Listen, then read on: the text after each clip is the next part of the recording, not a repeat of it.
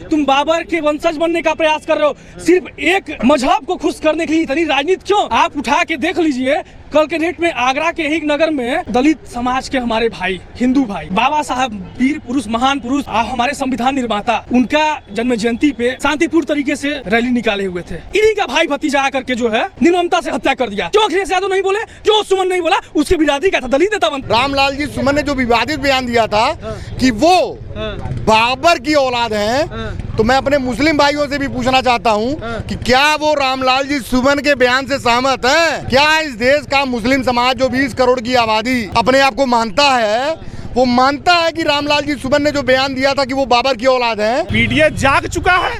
अरे वो क्या जगाएंगे? वो ये तो पहले ये बताएं कि जब 2 जून 1995 में बहन मायावती जी का चीरहरण हुआ था, उस समय पीडीए का डी कहाँ था? वो डी कहाँ था जब गाजियाबाद में मायावती द्वारा बनाए गए पार्क में उनकी मूर्तियों को, बाबा साहब की मूर्ति को तोड़ने का काम किया और उस पार्क को ढहाने का काम किया? उस समय उनका पीडीए कहाँ था?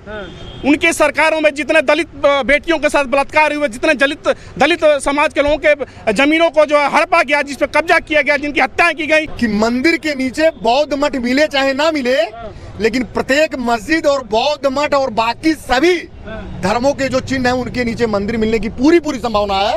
वो जहाँ चाहे वहाँ खुदाई करा लें, जहाँ जहाँ खुदा है वहाँ भगवान निकले हैं। ध्यान रखिएगा, जहाँ जहाँ खुदा है वहाँ भगवान निकले हैं, और कहीं खुदवाना हो तो खुदवा लें। अरे आपको ये बताना चाहिए कि आपकी सरकार ने दलितों के लिए क्या क्या किया, क्या क्या करेगी, क्या विजन है आपका। आप माहौल बिगाड़ने का प्रयास कर रहे हैं तो लेके चलिए। अरे पीडीए किस चीज का? पीडीए कोई अर्थ ही नहीं है। पीडीए का अर्थ ही कोई नहीं है जो पीडीए लेके चल रहे हैं। पीडीए का अर्थ तो ये भी होता है पतला दुबला अधमरा। अगर उत्तर प्रदेश में किसी भी चीज़ का चर्चाओं का विषय बना हुआ है तो रामजीलाल सुमन जी को लेकर के बना हुआ। अभी कुछ दिन पहले संसद में उन्होंने राणा सांगा जी को और बाबर को लेकर के कुछ विवादित बयान दे दिया था, ऐसा कहा जा रहा था। लेकिन अभी भी आज के डेट में उनका कहना है कि अगर बाबर का डीएनए अगर मुस्लिमों में है तो तुम्हारा डीएनए कौन सा है।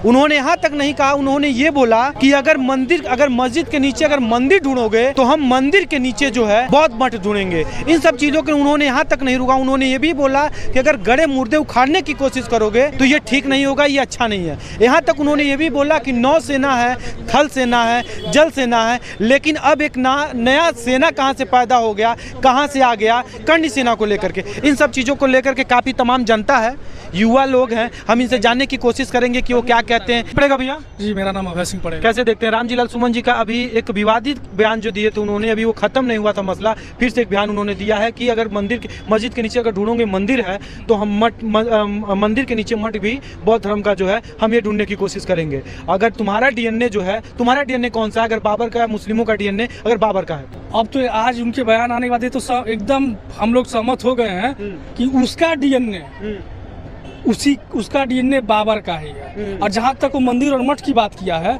सनातन से ही बौद्ध धर्म है, सनातन से ही बौद्ध धर्म की अनुयायी। सनातन सर्वप्रथम था, बौद्ध उसके बाद आया। सिख पंथ को, बौद्ध पंथ को सनातन का ही एक शाखा माना जाता है, तो उसको मानते हैं। पहले वो मठ था, आज उसका और विकास हुआ, सौंदर्यता बढ़ी, वो मंदिर हुआ। डीएनए की बात कर रहे हैं, वो कह रहे हैं डीएनए जो अगर बाबर का, मुस्लिमों का है तो तुम्हारा डीएनए कौन सा है? अरे भाई, हमारा डीएनए जितने सनातनी हिंदू भाई हैं ना 36 कौम के, आपने आगरा में देखा होगा, वहाँ सिर्फ ठाकुर नहीं था, ब्राह्मण भी था, पिछड़ा भी था, दलित भी था, यादव भाई भी हमारे पहुंचे हुए थे। उन्होंने क्या अखिलेश यादव को साफ संदेश दिया कि तुम कंस बनने का प्रयास कर रहे हो, तुम बाबर के वंशज बनने का प्रयास कर रहे हो सिर्फ एक मजहब को खुश करने के लिए। इतनी राजनीति क्यों? आप उठा के देख लीजिए, कल के डेट में आगरा के ही नगर में दलित समाज के हमारे भाई, हिंदू भाई, बाबा साहब वीर पुरुष, महान पुरुष, हमारे संविधान निर्माता, उनका जन्म जयंती पे शांतिपूर्ण तरीके से रैली निकाले हुए थे। इन्हीं का भाई भतीजा आकर के जो है निर्ममता से हत्या कर दिया। जो अखिलेश यादव नहीं बोले, जो सुमन नहीं बोला, उसके विरोधी का था दलित नेता बनता है ना, बोलना तो चाहिए था। अगर इस पे नहीं बोला, अखिलेश यादव का आज बयान आया है, सुनिए आपको मैं बताऊं, मैंने पश्चिम बंगाल पे बोला था आपसे, पश्चिम बंगाल, बांग्लादेश पश्चिम बंगाल को बनाने की साजिशें कर रही हैं ये विपक्ष की इंडिया अलायंस के लोग। निकल के आ गया। इंडिया अलायंस के इंडिया इंडी अलायंस, इंडी नाम है उसका, INDI, फिर ए मतलब अलायंस, इंडी अलायंस। अच्छा। उसके लोग, अखिलेश यादव का बयान आता है कि दंगा भारतीय जनता पार्टी करवा रहे हैं। अरे भाई, बाबर के औलादे तो वहाँ ऊपर जो है पहन करके, गले में पहन करके, दाढ़ियां बढ़ा बढ़ा करके बम फेंक रहे हैं, आगजनी कर रहे हैं, हिंदुओं को निकाला जा रहा है। अरे भाई, कश्मीर फाइल्स आप देखे थे ना, हिंदुओं का पलायन उसमें दिखा था ना, वहाँ कोई दलित नहीं था, कोई पिछड़ा नहीं था, कोई राजपूत नहीं था, कोई ब्राह्मण नहीं था, ना अल्पसंख्यक मात्र थे, समाप्त कर दिए गए। वो दृश्य आज आप जाकर के बंगाल से देख लीजिए, बांग्लादेश से देख लीजिए। ठीक है, चल रहे हैं। ठीक है, ठीक है, आपके पास आ रहे हैं। क्या नाम पड़ेगा भैया? दीपक कुमार। हाँ? दीपक कुमार। आप तो एक मतलब एससी से आते हैं, कैसे देखते हैं एससी समाज के हैं आपके लालजी सुमन जी? उनका कहना है कि अगर मठ के नीचे जो है, अगर मस्जिद के नीचे मंदिर ढूंढोगे तो हम मंदिर के नीचे एक बौद्ध धर्म ढूंढेंगे। इस तरह अभी उनका एक विवादित बयान राणा सांगा जी को लेकर के भी आया था, इसके बाद जो ये आ गया, इसको कैसे देखते हैं? देखिए, रामजी लाल सुमन जी बहुत ही वरिष्ठ नेता हैं, सीनियर सांसद हैं। मुझको लगता है कि उनकी मानसिक स्थिति ठीक नहीं है। जो चीजें तथ्यात्मक नहीं है, उनको उस बातों की करने की कोई आवश्यकता ही नहीं है। हिंदू मुस्लिम आप कर रहे हैं, आप एक दलित समाज से आते हैं, मैं भी एक दलित समाज से आता हूं, मैं भारतीय जनता पार्टी का क्षेत्रीय महामंत्री हूं, अनुसूचित मोर्चे का। आपको दलित पे बात करनी चाहिए, आप हिंदू मुस्लिम के बीच में क्यों पड़ गए? मुस्लिम और डीएनए आप टेस्ट करा रहे हैं। अरे डीएनए टेस्ट करने का आप प्रमाण पत्र देंगे क्या? आप डीएनए टेस्ट कराएंगे? ये पूरा हिंदू समाज या भारत, ये सब सनातनी डीएनए है। सनातन के पहले कुछ न था न है, ये सारे लोग सभी सनातनी हैं। आप अखिलेश यादव की जो उपज है, जो उनकी मंशा है, उसको बोलकर आपस में आप हिंदुओं में क्षत्रिय और दलितों को आपस में भिड़ाने के काम कर रहे हैं। आपकी कहाँ मानसिकता चली गई है? अरे आपको ये बताना चाहिए कि आपकी सरकार ने दलितों के लिए क्या क्या किया, क्या क्या करेगी, क्या विजन है आपका। आप माहौल बिगाड़ने का प्रयास कर रहे हैं। तो लेके चलिए। अरे पीडीए किस चीज का? पीडीए कोई अर्थ ही नहीं है। पीडीए का अर्थ ही कोई नहीं है जो पीडीए लेके चल रहे हैं। पीडीए का अर्थ तो ये भी होता है पतला दुबला अधमरा। क्या करेंगे? पीडीए का तो तमाम अर्थ है। जिस अखिलेश यादव ने, जिनके पिता ने ही स्वर्गीय मुलायम सिंह ने अखिलेश यादव को औरंगजेब कह दिया, वो बताएंगे कि सनातन और हिंदू और क्षत्रिय और दलित क्या होता है, या अपनी राजनीतिक रोटी सेकने का काम कर रहे हैं। अब जान रहे हैं कि हमारा शासन सत्ता आने वाला नहीं है, भारतीय जनता पार्टी अब तो दावा कर रहे हैं 27 में योगी जी जा रहे हैं, आप कह रहे हैं। अरे उनके कहने से तय हो जाएगा। योगी जी अभी कम से कम 20 साल तक रहेंगे, 5-6 बार मुख्यमंत्री रहेंगे। सुमन जी कह रहे हैं कि पीडीए जाग चुका, भी आज का ही है उनका। पीडीए जाग चुका है?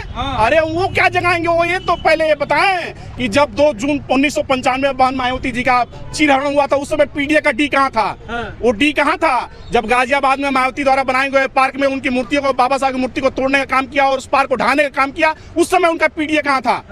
उनकी सरकारों में जितने दलित बेटियों के साथ बलात्कार हुए, जितने दलित समाज के लोगों के जमीनों को जो है हड़पा गया, जिस पर कब्जा किया गया, जिनकी हत्याएं की गई, वो उस समय पीडीए का डी कहाँ था? आज वो पीडीए की बात करते हैं। पीडीए का मतलब भारतीय जनता पार्टी। जितना सम्मान भारतीय जनता पार्टी ने दलितों को किया है, अति पिछड़ों का किया है, अन्य कोई पार्टी नहीं की है। और आज इसी बात से लेकर अखिलेश यादव एकदम बौखलाए हुए हैं कि ये भारतीय जनता पार्टी तो दलितों को भी लेकर चल रही है, पिछड़ों को भी लेकर चल रही है, अगड़ों को भी लेकर चल रही है। हम लोग कहाँ जाएंगे? बाबा साहब, जिस अखिलेश सरकार ने, जिस अखिलेश जी के इशारों पे आजम खान ने बाबा साहब को बदनाम करने का काम किया कि जहां हमारी मूर्ति है वो तो है ये, जहां तो उंगली जा रही हो आगे वाला सारा प्लाट हमारा है। ये क्या बात करते हैं पीडीए की? या केवल माहौल बिगाड़ने का काम कर रहे हैं। बाबा साहब से जुड़े हुए 5 तत्वों को पंचतीर्थ स्थल का काम करने का कौन किया? भारतीय जनता पार्टी आदरणीय नरेंद्र मोदी जी ने किया। अस्पृश्यता का जो अंत जो है, सामाजिक समरसता का काम कौन करता है? परम पूज्य महाराज योगी आदित्यनाथ जी महाराज करते हैं। उस समाज के साथ बैठ के भोजन करते हैं। आज एक नहीं सैकड़ों भोजन उन्होंने किया है दलित समाज के साथ। ये क्या पीडीए की बात करते हैं? केवल वोट बैंक के लिए नाटक कर रहे हैं जो है। अच्छा, एक बात बताइए, मुझको तो शर्म इस बात पे आ रही है कि रामजी लाल सुमन जैसा सीनियर नेता दलित होते हुए बात मुस्लिम की कर रहा है।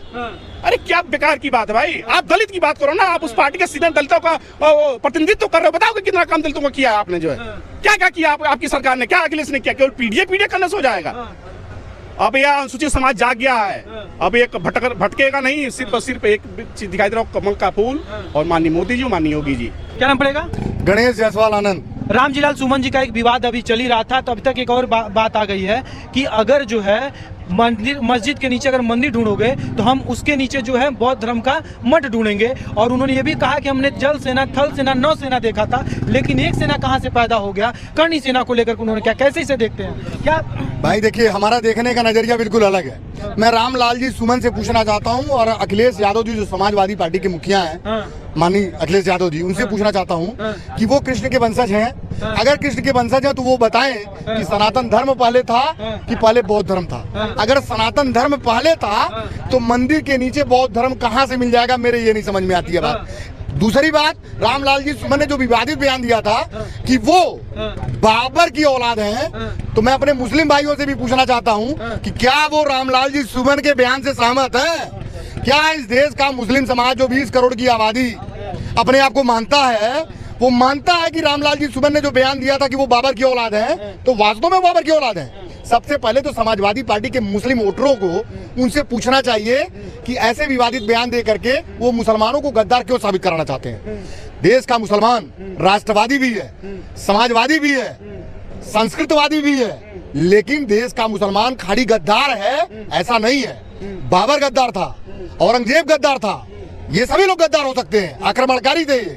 इन्होंने निर्दयता से हिंदू समाज का दमन किया है, हिंदू समाज को समाप्त करने का प्रयास किया है, चाहे जजिया कर के मान से, जजिया कर से, चाहे इनको जिम्मी कह करके, चाहे लुटेरा और बाकी चीज बना करके, लेकिन हर तरह से हिंदू समाज का दमन इन्होंने किया।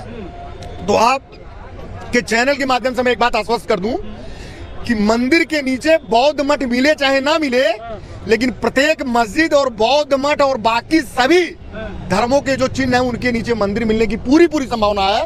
वो जहां चाहे वहां खुदाई करा लें, जहां जहां खुदा है वहां भगवान निकले हैं। ध्यान रखिएगा, जहां जहां खुदा है वहां भगवान निकले हैं, और कहीं खुदवाना हो तो खुदवा लें। पीडीए में पिछड़ा दलित अल्पसंख्यक जो भी लोग हैं, सपा बीजेपी ने उनका सम्मान नहीं किया। भाई हम भी तो कह रहे पीडीए जाग चुका है, लेकिन पीडीए समाजवादी पार्टी में नहीं जाग रहा है। पीडीए को जगाने का काम तो नरेंद्र भाई मोदी ने किया है। जब नरेंद्र भाई मोदी ने भरे मन से कहा था कि मैं एक ओबीसी समाज से आता हूं, तो उसी समय ओबीसी समाज के लोगों ने उनको अपना नेता बना लिया, पिछड़े और दलित समाज के लोगों ने उनको अपना नेता बना लिया, और सवर्ण हमारे भाई जो ब्राह्मण और ठाकुर हैं, जो अपने आप को सनातन धर्म का मानते हैं, उन लोगों तो पहले से ही अपना नेता बनाए हुए हैं। तो अब तो उनका पीडीए तो वैसे ही पूरी खिसक चुकी है, बढ़ चुकी है। अच्छा, पीडीए के पास उनके पास सिर्फ 20% वोटर वही बचे हुए हैं, और थोड़ा बहुत हमारे अभी जो अज्ञानता में जी रहे हमारे यादव समाज के हमारे भाई जो कृष्ण के वास्तविक वंशज हैं, वो भी बेचारे जिस दिन जान जाएंगे इनसे अलग हो जाएंगे।